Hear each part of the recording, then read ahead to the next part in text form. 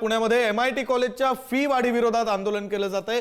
महाराष्ट्र नवनिर्माण विद्यार्थी सेना आक्रमक झालेली आहे। गेटवर आंदोलन केलं जातंय। रस्त्यावर महाराष्ट्र नवनिर्माण विद्यार्थी सेनेचे पदाधिकारी बसलेले आहेत। एमआयटी कॉलेज वेगवेगळ्या माध्यमातून विद्यार्थ्यांचं आर्थिक शोषण करत असल्याचा मनसेचा आरोप आहे। एमआयटी कॉलेजच्या गेटवर जोरदार घोषणाबाजी करत आंदोलन केलं जात आहे। एमआयटी कॉलेजच्या गेटवर मोठा बंदोबस्त म्हणजे महाराष्ट्र नवनिर्माण विद्यार्थी सेनेचे अध्यक्षपद अमित ठाकरेंकडे 50,000 रुपये होती ती आज 80,000 रुपये झालेली आहे।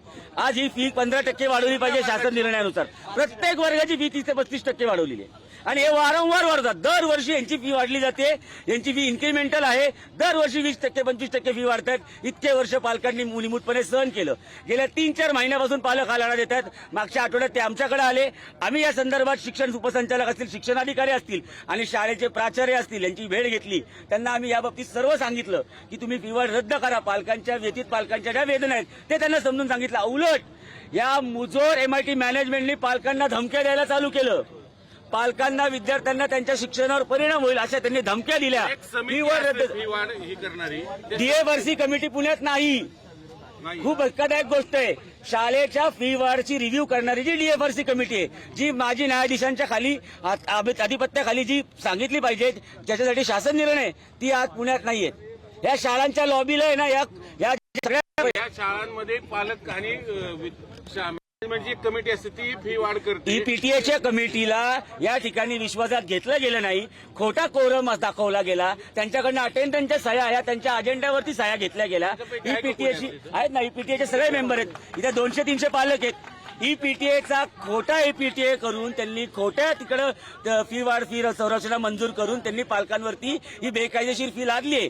एक्स्ट्रा करिक्युलर ऍक्टिव्हिटीच्या खाली 5-5 हजार रुपये त्यांनी घेतलेत। विलंब शुल्क दिवसाला 100 रुपये ते घेत आहेत।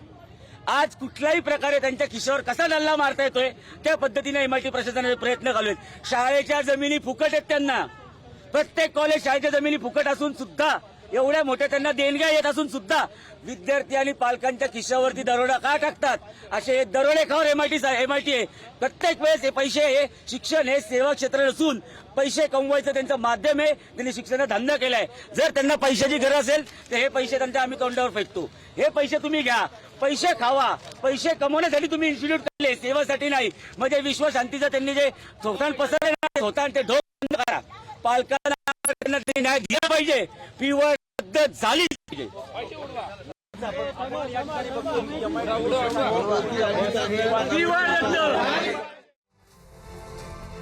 वादळ कशा प्रकारे आंदोलन केलं जात आहे। महाराष्ट्र नवनिर्माण विद्यार्थी सेना पुण्यामध्ये आक्रमक झालेली आहे। पुण्यामध्ये एमआयटी कॉलेजच्या फी वाढी विरोधात आंदोलन केलं जात आहे। महाराष्ट्र नवनिर्माण विद्यार्थी सेना आक्रमक झालेली आहे। पुण्यामध्ये एमआयटी कॉलेजच्या बाहेर गेटवर रस्त्यावर बसून हे आंदोलन केलं जात आहे।